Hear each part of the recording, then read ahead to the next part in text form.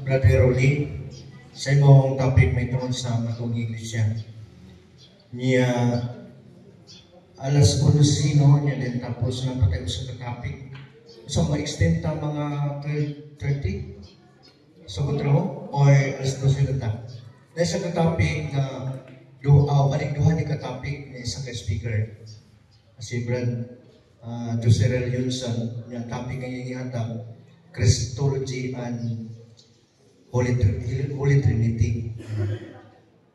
Niya yun.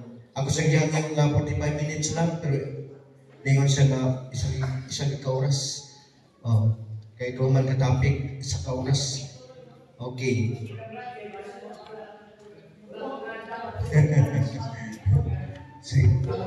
Sige, salamat. 11 pa man, 11. Sige.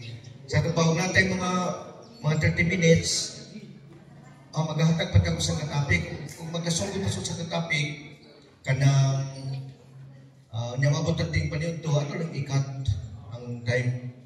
Sige. Salamat no.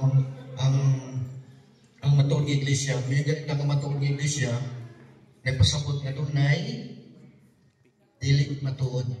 Kung may nga true church, doon na false churches. Katong, kung sa man ang matuon ng iglesia, katong tinukod ni Kristo. Kung dili si Kristo nagtukod, dili tinuod nga iglesia. Isa-isa din ni Berduli nga, gikan sa Jerusalem, niya to sa Roma, Espanya, niya Pilipinas. No? The first discovery of the Philippines is Magellan, no? 1521, Marso 15 or 16. Niya motorin landing dito si Magellan sa Limasawa, na Limasawa, Cebu. Pag-abot sa Cebu, ibunyagan ni Father Pedro Valderrama ang 500, paingon sa 800 ka mga Cebuanos. Gikan sa Cebu, sa kayong vapor paingon sa Cagayan de Oro, kay katong ilang barko nawasak pa sa upat, pero nagbarko maghapon ang nag-Kristiyanisar sa mga taga-Pakusanon. Muna nga, natin, church history ba? Ato Biblia o church history? No, nagikan sa Jerusalem, Roma, Espanya, nya dayon Cebu, Awaliti, dayon Cebu, na Cagayan de Oro, nya agi pagmalay-balay, nya ani dayon sa Bakusanon. Nakita history no? Dili kay gikan ng Davao, Kibuloy. Manila, Felix Manalo. Amerika, Ellen White or Charles Taze Russell. Dili na mao.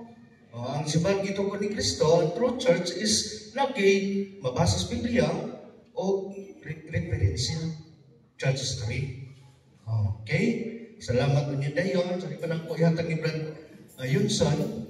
Kaya nahanggang tama, tuon. Kaya ko na mo ihatag ba tuon. Sa Santos na Misa, doon na may Bible study. Na Bible study? Ngayon mo naman, kahit isa naman na oras.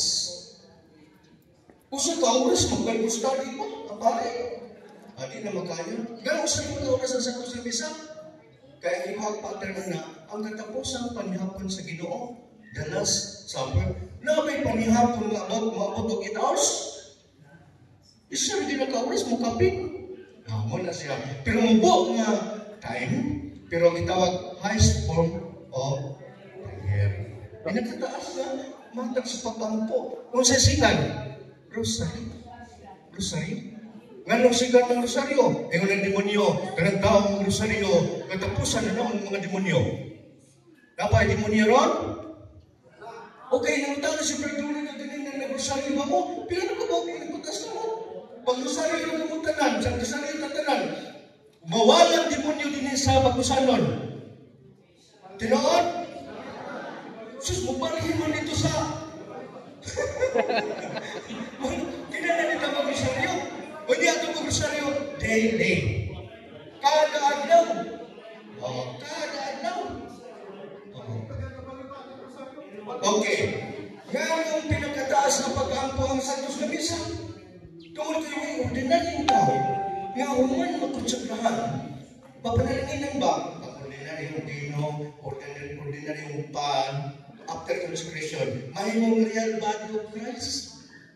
Ang barira, si Father Norman Madrigal. Talaga na pa. Wala ordinaryong tao. Managtaas kayo kay ano. Mamay isong sa Ginoo.